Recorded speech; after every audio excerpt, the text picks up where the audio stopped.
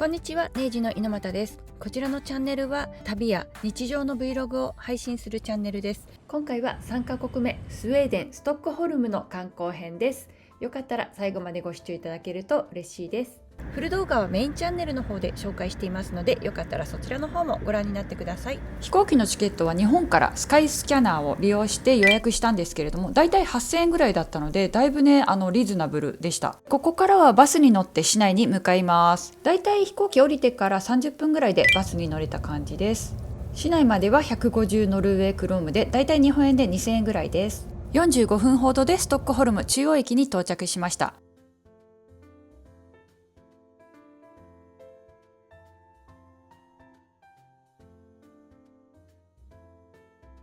この日はどこを観光するのかリストアップして駅を確認してから出ていきました。最初の目的地はストックホルム市立図書館です。正面の入り口は工事中だったんですけれども、外観からねとっても素敵でした。で、中に入るともう映画の世界のようなもう書籍がずらーっと並んでてとっても素敵ですよね。360度見渡す限り本がぎっしり保管されてるんですよ。でね、大体何冊ぐらい保管されてるんだろうって調べてみたら、図書は200万冊で、その他含めると440万点も所蔵してるということです。こんなに本があったら一年中ここで過ごしても全然足らないぐらいですよね。本好きにはたまりません。ただ私も読む時間がないからね、最近は本読めてないんですけれども、ちなみにこの図書館が着工されたのは1920年から28年だそうで、日本でいうと昭和3年ですよ。もうこんな近代的な図書館があったってすごいですよね。結構同じように動画撮ったり写真撮られてる方多くいらっしゃいました。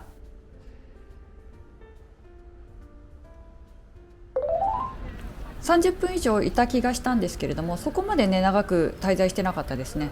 で、ここね駅の名前がおでんプランって読めるんですけど、正確にはウーデンプラーンって読みます。そしてまた同じグリーンラインで戻って2つ目の目的地ガムラスタンに到着しました。乗り換えなしで来れるから便利でした。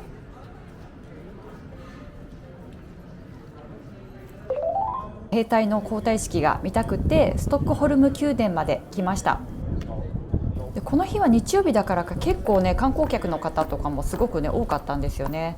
で、ずっとコペンハーゲンとオスロと見逃してきたので、今度こそと思ってね時間前から待機してました。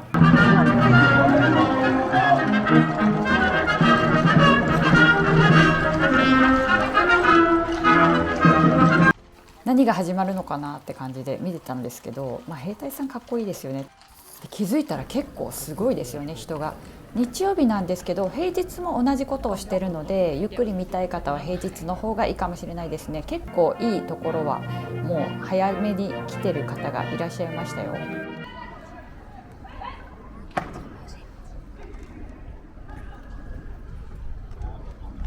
結局この式典最後まで見学させていただきました。これね毎日交代式やってるそうですよ。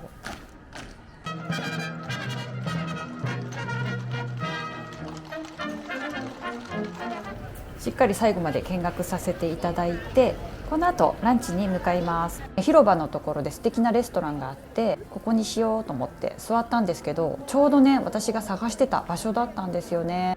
しかもまたいい席に座れて、まずはねビールをいただいて、大好きなねフィッシュ&チップスをいただきました。眺めもいいしお魚もすごく美味しかったです。で、こちらではチップ 10% 上乗せして374クロームで日本円でだいたい5000円ぐらいです。で、ここの建物ずらっと並んでるところなんですけど、この中に私いたんですよ。なんかこの場所探してたんですけど、実際そこにいたっていうね、なんかそんなことがありました。で、ここがノーベル博物館になります。明日来る場所と思って撮ってたら、ちょうどね月曜日が休館日っていうことが見えちゃって、もうめっちゃショックでした。またいつか来れるかな。布屋さんもちょっとね覗いてみたり、お土産屋さんとかも見たんですけど、駅にね向かうまでの道もすごくね可愛かったので目移りしちゃいました。布屋さんのヒルダイ、ここはストックホルムのデザイナーさんが自分でデザインしたオリジナル生地を使って作品を販売されているお店です。次に向かったのは飲みの市です。ヒュートリエット広場に向かいました。駅を降りて広い通りを渡るとすぐに見えてきます。ここはノーベル賞授賞式が開催される建物の目の前の広場になります。フリマとか結構ね大好きなので、外からこの光景が見えてきただけで興奮しました。端から端までゆっくり見たかったんですけど、マーケットは16時で終わりなので、この時ねもうね3時半ぐらいだったんですよね。少しずつ片付けてるお店とかもあって、結構駆け足で見て回りました。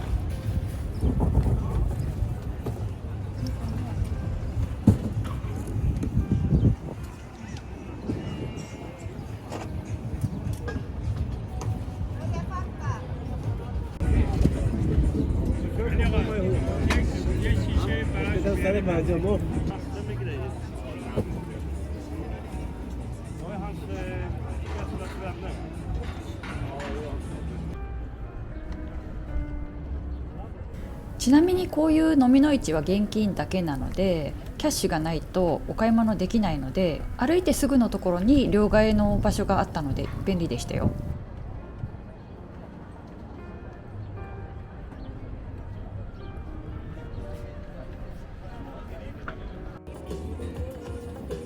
アンティークっていうか、デッドストックの食器類がすごくね多かったですよね。アラビアとかやっぱり特に多かったんですけど、ここはなんとなく観光客目当てな感じなので少しねお高めでしたね。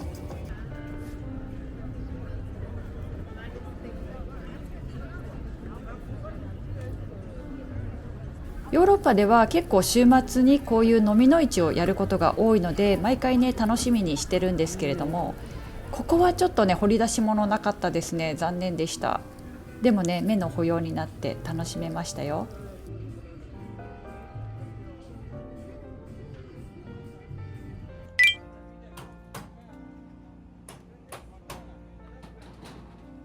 今回のランチの場所はこのビルの地下になります。地下は市場にもなってて、新鮮なお魚とかお肉がね並んでました。ここだけ行列だったんですけど、そんなに待たずに入ることができました。ここはね地元の人にも人気のスープがいただけるレストランだそうです。スープは魚介たっぷりですごく美味しかったですよ。でこの日の最後の目的地はちょっと郊外にあるので、電車とバスを乗り継いで向かいました。でバスを降りてちょうど閉館5分前に到着しました。ドロットニングホルム宮殿になります。もうね閉館直前だったんですけど、その門の中の入り口のところまで行くことはできました。中には入れなかったんですけど、ちょうど出たところでもう閉まっちゃったって感じですね。本当にギリギリでした。遠くから見ても淡い黄色が印象的な宮殿でした。で目の前には湖が広がってました。時間的にも人もいなかったんですけど、写真撮影とかねされてる方とかいらっしゃいました。でぐるっと回ってきたところです。こっちが多分正面じゃないかなって思うんですけど、この前のところがちょっと広場みたいな感じになってて、外から見るだけでも十分楽しめました。でもいつかねまた時間があったら見に行きたいなって思います。だいたい6時間ぐらいの市内観光だったんですけど、見たかった場所は全部見れたかなっていうところです。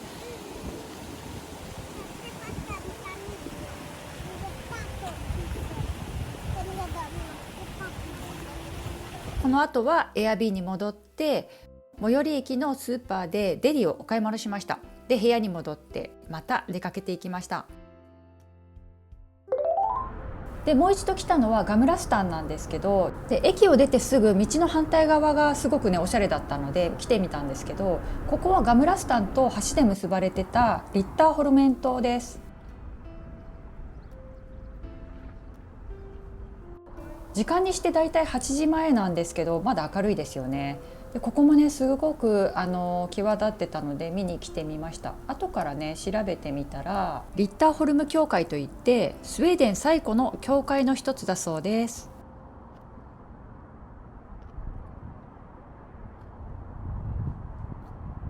ここはね貴族の館っていうそうです。中はね見なかったんですけど、中どうなってるんでしょうね。ガムラスタンは夜のライトアップが綺麗だよということで来てみたんですけど、ここはね魔女の宅急便の舞台になったことでも有名なんだそうです。実際ワンデーツアーで屋根を歩くツアーっていうのがあったんですよね。まだこの時間早くてライトアップはしてなかったんですけど、夕暮れ時のねグラデーションがかかった空の色って綺麗ですよね。でここはお昼に皇太子宮を見た宮殿になります。改めて見るとすごくね立派な建物でした。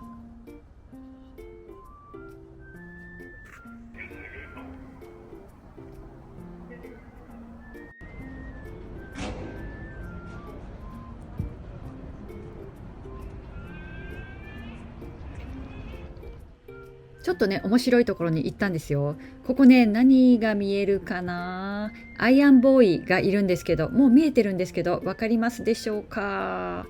ちょっと近づいてみますよ。この子です。このコインが置かれてるこんなちっちゃいの、もう手のひらサイズのちっちゃい子でした。これ誰が何の目的で置いたのかわからないんですけどね。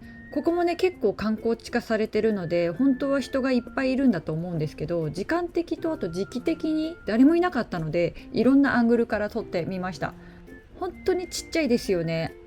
多分言われなかったら気がつかないと思います。こうやってねコインが置いてあるからわかるけど、お札とかね握らされてましたよ。入り口は2箇所あって、このオレンジのこの部分から入ることもできました。で Google マップにも表示があるので意外と迷わず来れると思います。ガムラスタンにはもう一つ面白い場所があって、そこもね Google マップに載ってるんですよ。それを頼りに行ってみました。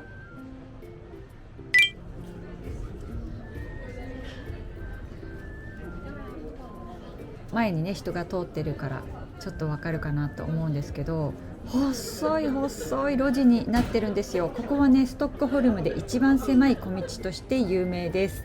もう両手を広げると壁と壁に手がつくぐらい狭い路地になってます。で反対側まで来てみたところですね、反対側は何でもない入り口になってるんですよね。さっきのところの方が門があってちょっとおしゃれな感じなんですけど、気がつかないと通り過ぎちゃうぐらいの路地になってます。せっかくなのでここからも入ってまた元の道に戻っていきました。少しずつねライトアップされていくんですよね。まだこの時間点灯されてないですけど、この後ねちょっとずつライトアップされていくので少しね変化が楽しめるかなって思います。ちょっと映像だと怖い感じですけど、ライトがあるから危なくはないですよ。こんな感じで手がねもう両手ついちゃうぐらい。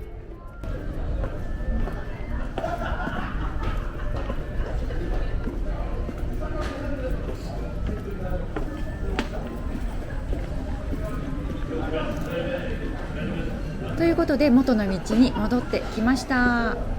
ここにね道があるなんて気がつかないですよね。このガムラスタンでちょっとねお散歩してたわけなんですけど、すっかりね日も暮れたのでエアビーに戻ります。3時間ほど夜の観光も楽しめました。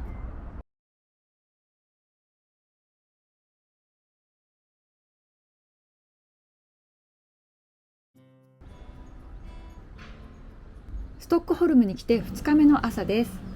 最初に来たのはセーデルマルム島になります。朝早くて9時前だったのでお店はねどこもやってないんですけど、 Google マップで眺めのいい場所があったのでそこに来てみました。駅からは歩いて10分ぐらいで到着しました。ここねちょっと高台になってて対岸の眺めもすごく良かったです。ここねとってもいい眺めなのでぜひ来てほしいです。あとね遊園地も見えたんですよ。でここからはバスに乗って今日の目的地のグスタフスベリに向かいます。スルッセンからは433番のバスで向かったんですけど、ナビ通りに行ったらちょっとね乗り換えありだったので戸惑いました。実際にはスルッセンから1本のバスでここに来ることができます。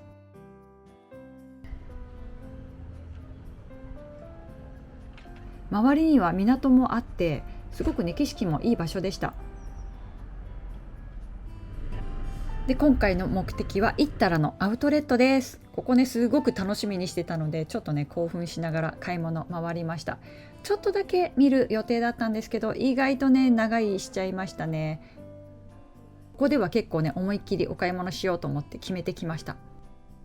あとまとめて買うとタックスフリーが受けられるので、ここでも申請をしました。アラビアの食器もねすごくねたくさんあったんですけど、アウトレットなんですけど通常商品の扱いもあったり、あと別にセールになってたり訳ありのものもあったりして、ブロックごとに分かれてて、店内ねくまなくチェックしてきました。この後ヘルシンキにも行ったんですけど、ユーロ高ということもあって、ここのストックホルムのアウトレットが一番安かったです。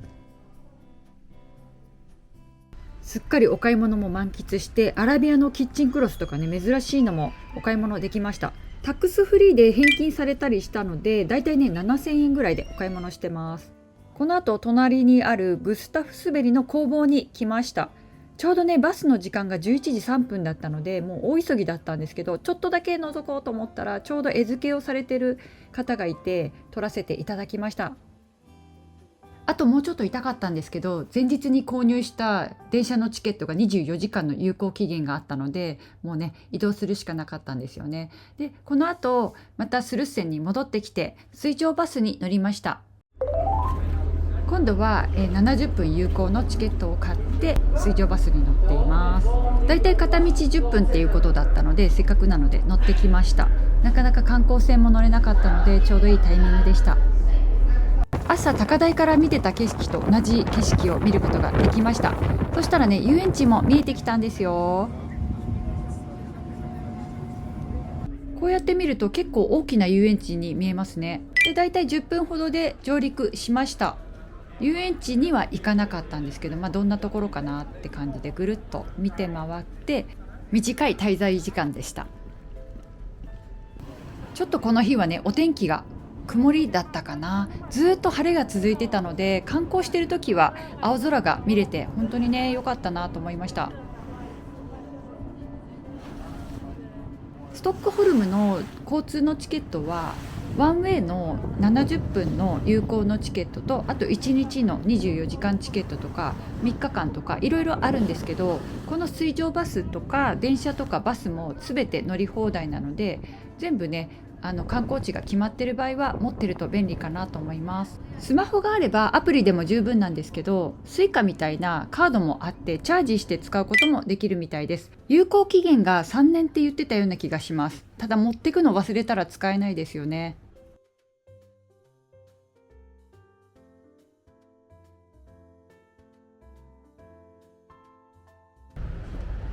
ストックホルムで見つけた手芸店になります。ブティックみたいにおしゃれなエントランスだったんですよね。で1階は雑貨とかファブリックが置いてあったんですけど、2階に来たら布がねこうずらって並んでて、買おうって決めて店員さん呼んだんですよ。そしたらねものすごい金額が高くて、なんとメーター3万2000円以上しました。最初聞き間違いかと思ってスマホの電卓を見せて数字を見せて確認したんですよね。そしたらね店員さんにやって笑ってました。ちょっとさすがに手が出なかったので今回は諦めてきました。なので撮影だけさせてもらいました。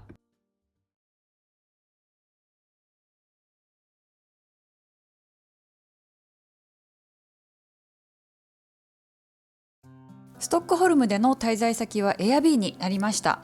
初めての場所なのに電車に乗って行かなきゃいけなくてだいぶ迷ったんですけれども、無事到着しました。バスタブもついてたので利用させていただいて、久しぶりにゆっくりできました。ということでスウェーデンストックホルムの動画はここまでになります。いかがだったでしょうか。次回は4カ国目フィンランドのヘルシンキに向かいます。その道中の船旅を紹介していきますので、よかったら次回の動画も楽しみにしていただけると嬉しいです。最後までご視聴いただきましてありがとうございました。それではまた次回の動画でお会いしましょう。